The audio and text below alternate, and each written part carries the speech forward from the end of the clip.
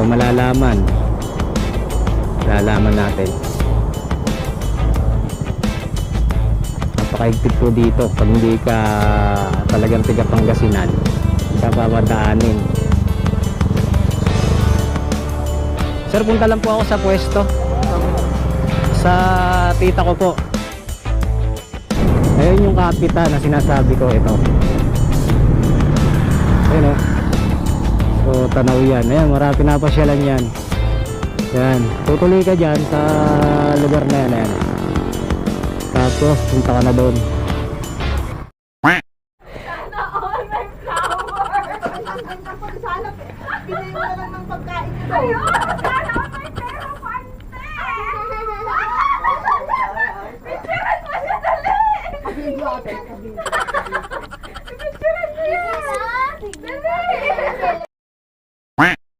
Take a little time, baby.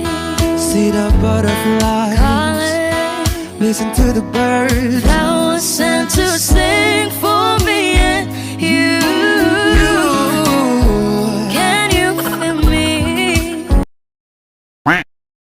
Hey, what's up mga katropa? Isang panibagong vlog at isang panibagong araw na naman sa ating lahat.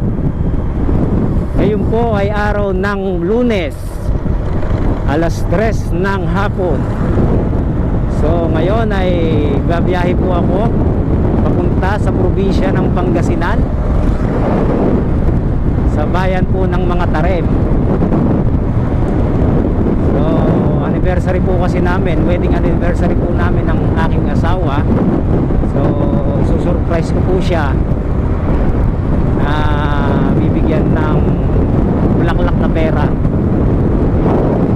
So hindi po niya ina-expect na pupunta ako. So hindi ko rin po siya binate kanina sa Messenger o nag-post ako sa Facebook. So hindi ko po siya, dinedma ko lang. So ngayon susurprise ko po siya. Kaya lang hindi ko po alam kung makakalusot po ako sa boundary ng Pangasinan dahil napakahigpit po doon. No. Pag hindi ka po residente o hindi ka tiga Pangasinan ay hindi ka basta-basta makakapasok sa boundary nila. Kaya po itatry ko kung makakapasok. Ngayon kung hindi po makapasok ay nga. So babalik po tayong luhaan at siguro tatawagan ko na lang at papatiin. So hindi pa naman siguro huli lahat para mabati ko siya hanggang alas 12 pa naman, alas 12 ng madaling araw. Okay, so ngayon wala po tayong moto vlog adventure. So ang purpose lang po natin ngayon, kaya po ako pupunta ng Pangasinan dahil para sa anniversary namin ng aking asawa. So siguro sa next vlog po malalaman ko kung maluwag na sa checkpoint. So baka next month ay makapag-rides na doon sa Bani, Pangasinan, dun sa katropa natin doon kay Norman Luis Osias. So matagal na po akong niyayaya doon na doon daw ako matulog, then mag-adventure kami. So hindi ko naman po mapagbigyan dahil hindi pa makabiyahe po doon sa lugar na yon dahil napakahigpit po sa boundary po ng Pangasinan at Tarlac. Alright, dito na po tayo sa bayan ng Paniki. So dito sa Paniki, ang masarap pong kainan dito yung Paris dito, yung kinakainan namin nila Paring Roy saka ni Paring Noel na Ocampo. Yung Paris sa nilalako lang, yung nakalagay lang sa cart. So talagang hihigabing ka. Paborito po ni Paring Roy Salonga yon, saka ni Paring Noel Ocampo.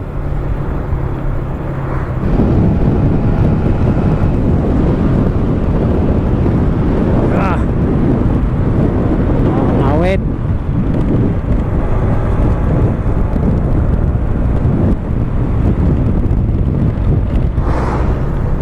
Okay, nandito na po tayo sa bayan ng Kamiling. So pag diniretso ko ito, papuntang Bayangbang, Pangasinan. So ito, puntang San Clemente, tapos mga Tarem hanggang papunta na po ng Bulinaw. So, magkaiba po yung way niyan. Kung papunta ka ng Alaminos o Bulinaw, so dito ka dapat magdaan sa dinaanan ko, yung sa Victoria, Paniki, tapos Kamiling. Yan, dire-diretso na yan. So ang Dagupan, pwede rin dyan. Pagdating mo ng Kamiling, diretso ka papuntang Bayangbang. Yan, dikit-dikit na yan sa Eastern Pangasinan. Tapos itong way ko papuntang Western Pangasinan ko ito eh. Alright, Papangasinan na po tayo. Dire-diretso na yan papuntang yan, Sual, Alaminos. Yan, basta itong part po ng Western Pangasinan. So dito na po yung way nun. Mga Burgos, yan, Dasul, papuntang Impanta, Pangasinan. Yan, tapos Zambales. So pinoproblema ko ngayon kung makakadaan sa checkpoint, dahil mahigpit po dito eh. Hindi ka basta-basta makakapasok pag wala kang S-Pass. So sabi nila kapag di kompleto yung bakuna mo ng vaccine sa anti-COVID, pag wala kang ganon, hindi ka makakapasok. So itatry natin. Ako, kompleto na ako ng vaccine. So titingnan natin kung ano yung hahanapin na requirements, kung kailangan pa ba ng S-Pass. So kitang kita naman nyo ang luwag ng kalsada. So dati sa unang vlog ko, yan, ito yung bundok po na yan. Yan yung papuntang Daang Kalikasan. Yan, Daang Kalikasan na po yan. So pagbaba nun, Zambales na, sa Santa Cruz, Zambales. Kaya lang hindi pa po dyan yung daan yan, sa may mga Tarem pa, sa bayan ng asawa ko. So kaya lang hindi pa pinapahentilutan na padaanan dahil hindi pa po kumpleto yung mga nagagawang kalsada doon. Wala pang mga guard grades na yung mga harang, kulang-kulang pa. Kaya pansamantala pong sinarado muna, saka nagiging mitya po ng aksidente. Kaya po kinulose yan. Unang-una, mga naglilibot po dyan pag yung kumain, yung pinagkainan, so itinatapon na lang kung saan-saan. So buntok po yan kasi. Tapos sunod-sunod yung naging aksidente. Yung pinakahuli po dyan, yung nagbabike, bikers po sila. Yung isa nag-overshoot po, hindi na nakontrol, nagdire-diretso sa bangin, nalaglag, kayo patay. Napakataas po niyan. Ayan o, tatanaw po yung kalsada sa tuktok kung nakikita nyo. Pag nasa taas ka niyan, sa pinakataas, yung tulay po ng Dagupan ay tanaw na dyan.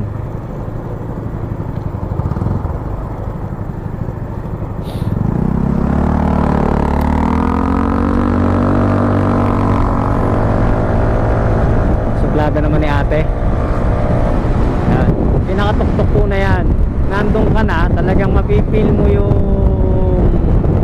tanaw mo yung bayan ng Aguilar, bayan ng Kamiling, bayan ng mga Tarem. Lalo na paggabi, napakaganda. Kaso ayun, pinagbawalan, kaya hindi ko alam kung kailan ibubuksan ulit yan. Kasi yung nag-vlog ako dyan, sabi ng pulis po doon sa checkpoint is parang 2022 next year, gano'n. Pero sabi naman ng mga presidente ng mga Tarem, parang 6 years pa raw bago buksan, kasi hindi pa totally gawa yung ibang part ng kalsada din sa Daang Kalikasan. So ito na nga po, malapit na tayo sa checkpoint. So itatry po natin kung makakadaan tayo. So kinakabahan ako kaya lang kinakabahan ako hindi po dahil sa mga pulis, kundi dahil baka pabalikin tayo, napakalayo po ng biniyahe ko, tapos pabalikin ka kung hindi ka makakadaan. So dati padaan-daan na ako dito so malalaman natin. Napakahigpit po dito pag hindi ka talagang tiga Pangasinan, ka papadaanin.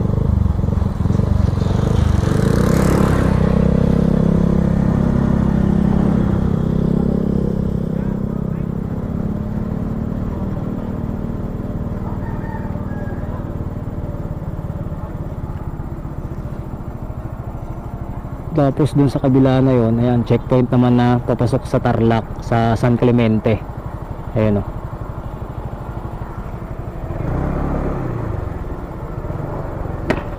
Sir, punta lang po ako sa pwesto sa tita ko po. Ala po kasi magbabantay dun Ito po yung permit po. Ano na? Pwesto mo sa? Pwesto po ng tita ko, Ano yun? welding shop po. Tagapan ka? Tiga Nueva Ecija po ako, sir. Saan yung welding shop ka? Sir? Saan? Mga tarap? Sa mga tarim po. Kailangan natin. Ito po yung ano.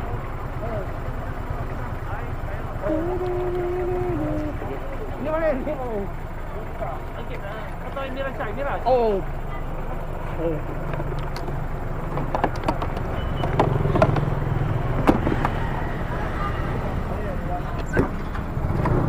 Sige sir, thank you sir.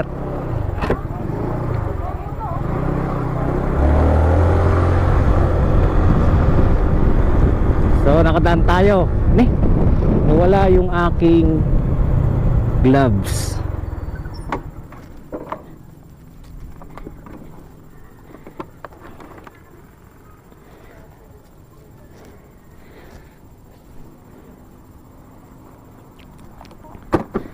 Buti na lang mayroon tayong alas.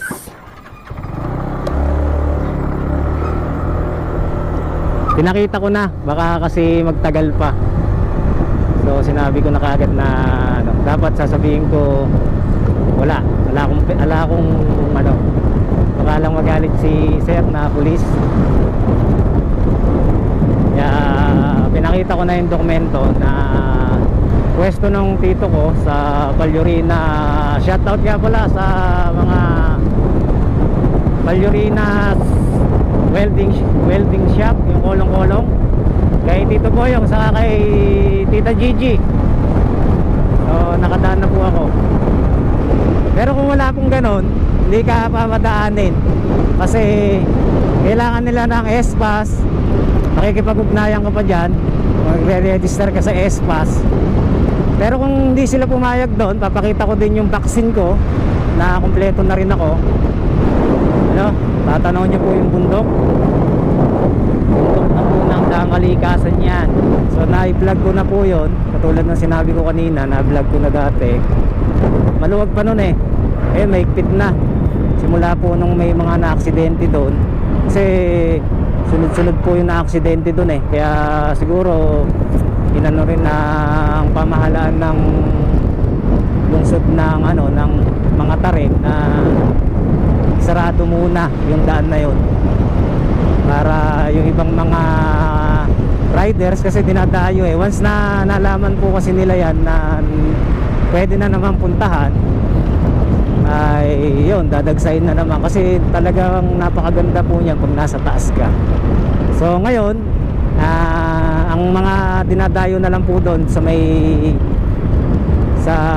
bago dumating ng entrance po nung checkpoint ng Daang Kalikasan, meron po itong mga kainan, yung Kapita. Yun, maganda rin po yung view doon sa gitna ng bukid. Dadaan ka ng ng kawayan, tutuloy ka na malayo tas gitnang bukid. So hindi ko po dala kasi yung drone ko, kaya hindi ako makakapag-cover doon ng aerial view. Tsaka hindi naman din moto adventure yung gagawin natin. Kumbaga ang sadya ko lang talaga dito sa Pangasinan is surprise lang yung asawa ko. Kaya wala sa plano ko yung maglibot sana doon sa, kasi nakita ko doon sa vlog yung kapita talaga maganda. Tapos magaganda pa yung mga empleyado, yung mga nagse-serve doon.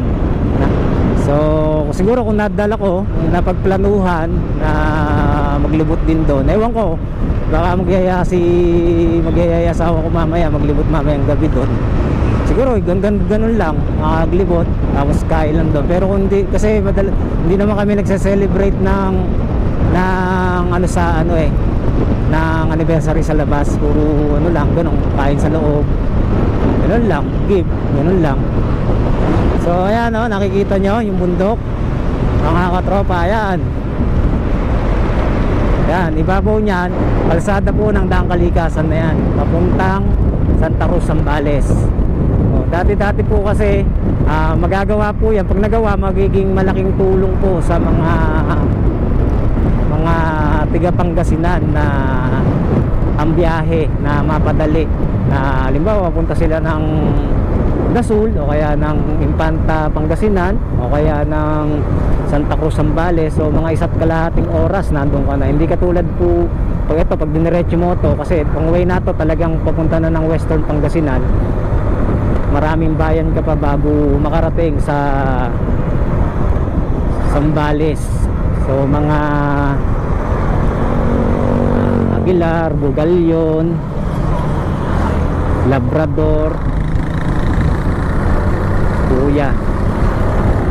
Labrador, Sual, Alaminos, Mabini, Burgos, Dasul, Infanta.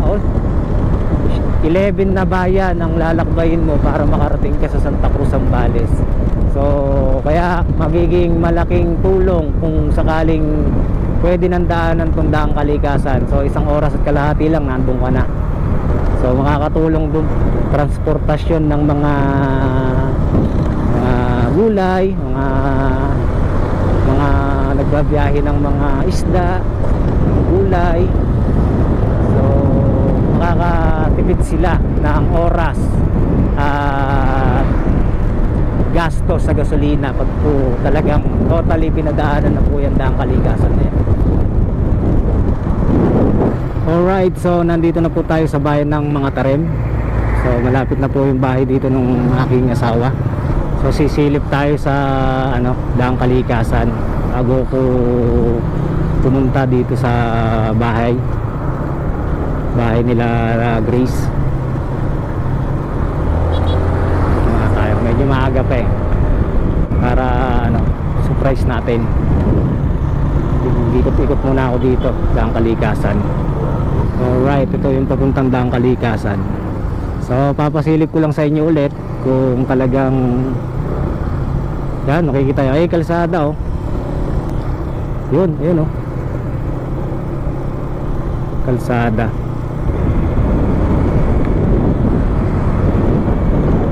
Ayun yung kapita na sinasabi ko, ito. Ayun So tanaw yan. Ayan, marami pinapasyalan yan. Yan, tutuloy ka dyan sa lugar na yan. Ayan. Tapos punta ka na doon. Yan. So siguro next na punta natin dito sa Pangasinan, yan yung iano natin. Ganda dyan mga gabi. So hindi naman yan yung sadya talaga natin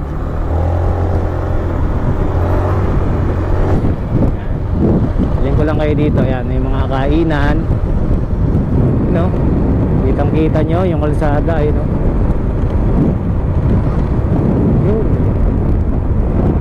Akyat na yan. Tatawid dun sa kabila na yan. Tapos akyat ulit ng mataas na bundok. Kaya napakataas. Nasa tuktok ka na yan, yung sinabi ko kanina.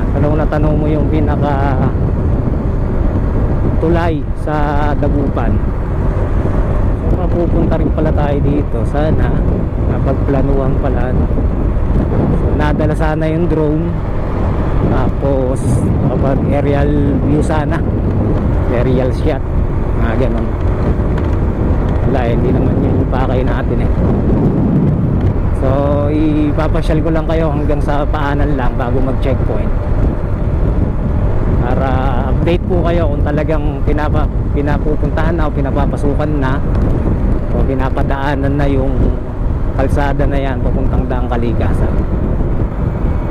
So hindi pa, ayun o.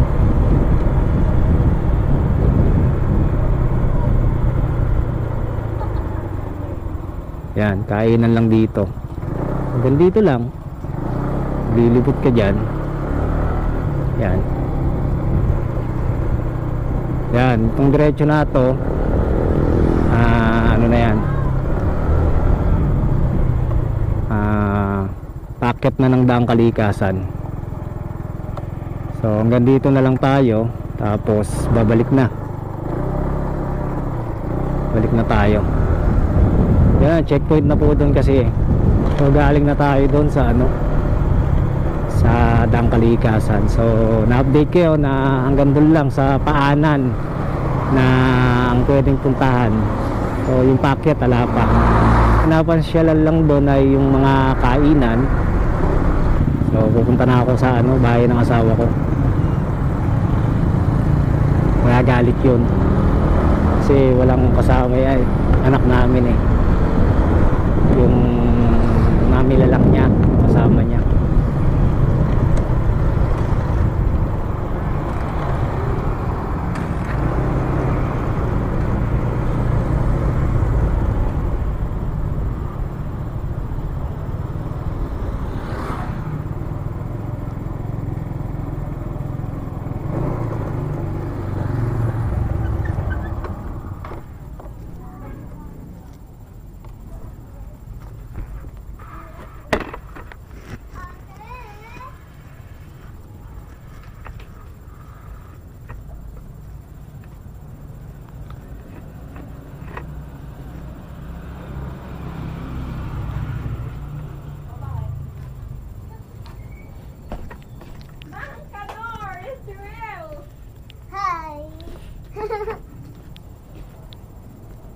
Basta.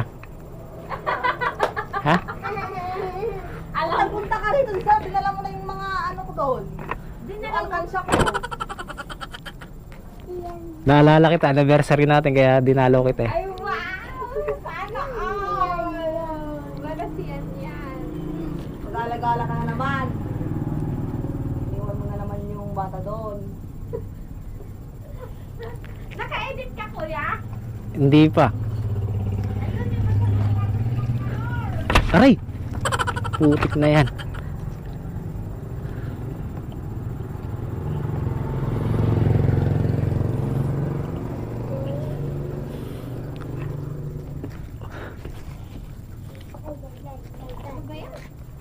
Oh. Ay, sana! Ay, ganyan yan! Yan! Sana all my flower! Ay, ganyan pa sana. Pinayin mo na lang ng pagkain ko. Ayun!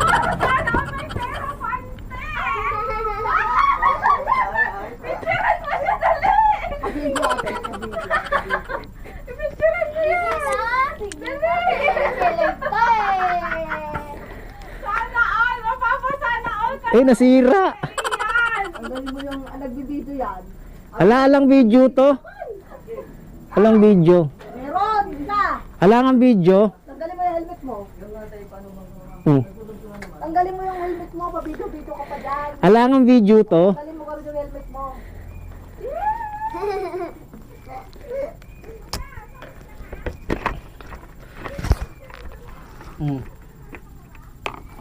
At ano yung nagbigay yan? Nag-video-video pa. Happy anniversary. Take a little time, baby.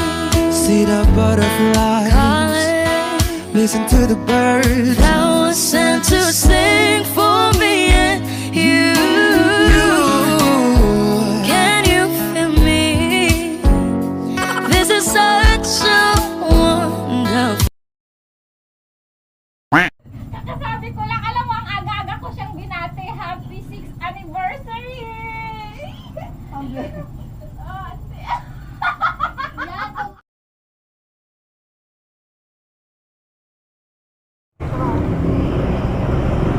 Alright, so hindi na po kami nagpunta ng Daang Kalikasan, doon sa kakainan doon sa Daang Kalikasan, dahil ayaw lumabas ng asawa ko,